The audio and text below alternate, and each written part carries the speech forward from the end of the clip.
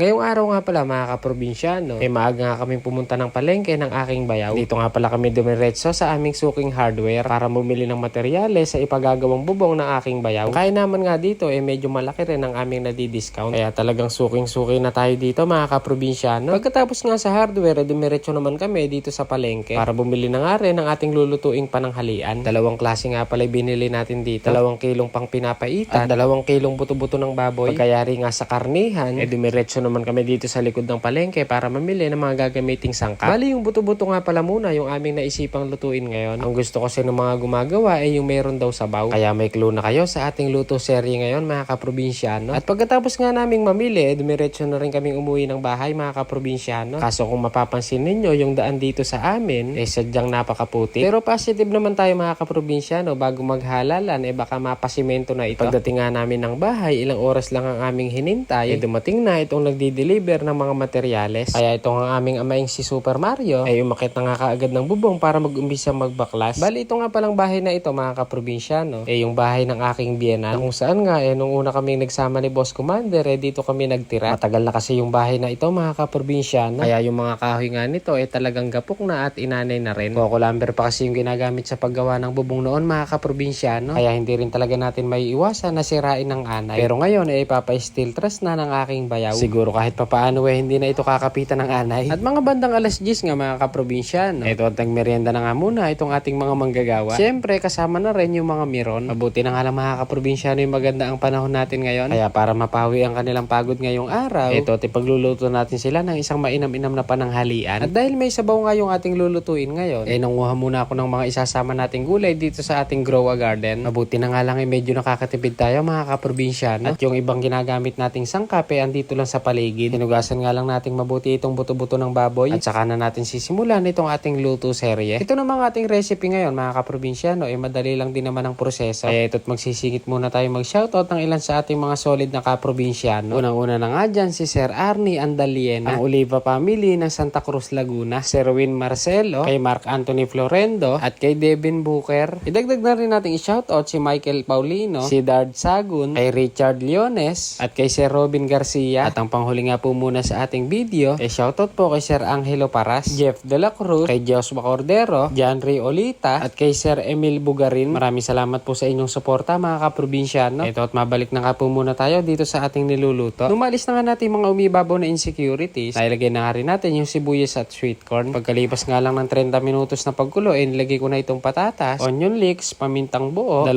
pork cube at nagdagdag pa nga tayo ng tubig. Tapos pakukuluan pa nga natin yan ng mga nasa 30 minutos para mas mapalambot pa nga natin ng maganda yung karne at itong sweet corn. Maya-maya nga lang, ito't naglagay nga rin tayo ng kaunting seasoning, asin, nilagay na rin natin itong saging at Baguio beans. Tapos hihintayin na lang natin itong kumulo pa ng mainam-inam. At ang panghuli nga po nating ilalagay dito yung kinuha nating pechay sa ating grow a garden, na kung saan nga 2 klase pa ito. Isang pok choy at pechay Tagalog. Tinakpan nga lang natin sandali at kapag ganito na nga yung datingan ng ating nilagang buto-buto, ito na senyales para tikman muna natin.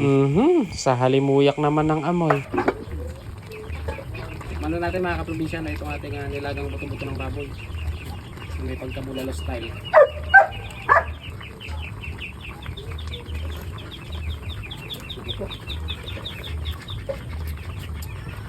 Ako po mga kaprobinsyano, mukhang malalabay isang kalderong kanin dito. Pagkaluto nga natin mga kaprobinsyano, ito't dinala ko na dito sa kabilang bahay. Tapos gumawa na nga rin pala tayo ng pampaganang sausawan. Abe, ano pa hinihintay? Tara po't samahan nyo na po kaming mananghalian mga kaprobinsyano. Ito't sa unang araw, ang request nila may sabaw.